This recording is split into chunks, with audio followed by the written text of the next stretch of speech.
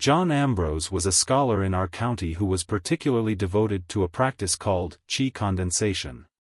Every day, without fail, he would practice, whether it was winter or summer. After several months, he started to feel like he was making some progress. One day, while he was sitting cross-legged, he suddenly heard a faint voice in his ear, like the buzzing of a fly, asking, "Can I be seen?" He opened his eyes, and the voice immediately disappeared. Curious, he closed his eyes again and held his breath, listening carefully. Sure enough, the voice returned. He thought to himself, could this be a sign that my practice is working, and secretly felt pleased. From then on, every time he sat down to meditate, he would listen intently, hoping that when he heard the voice again, he could respond and see what it was. One day, the voice came back, saying, "Can I be seen?" John quietly replied, "You may be seen."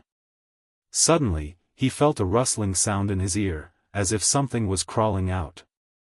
He slowly opened his eyes and peeked, and there it was, a tiny little figure, barely 3 inches tall, with a grotesque and terrifying face, much like a goblin, wandering around on the floor. John was startled but decided to watch and see what would happen next. As he was observing, he suddenly heard his neighbor knocking on the door, calling out to borrow something. The little figure, upon hearing this, became frantic, darting around the room like a mouse that couldn't find its hole. John, too, felt a sudden dizziness, as if his soul had been shaken, and he lost track of where the little figure went.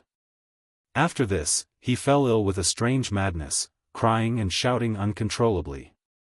His family quickly called a doctor and gave him medicine, and after 6 months of treatment, he gradually recovered.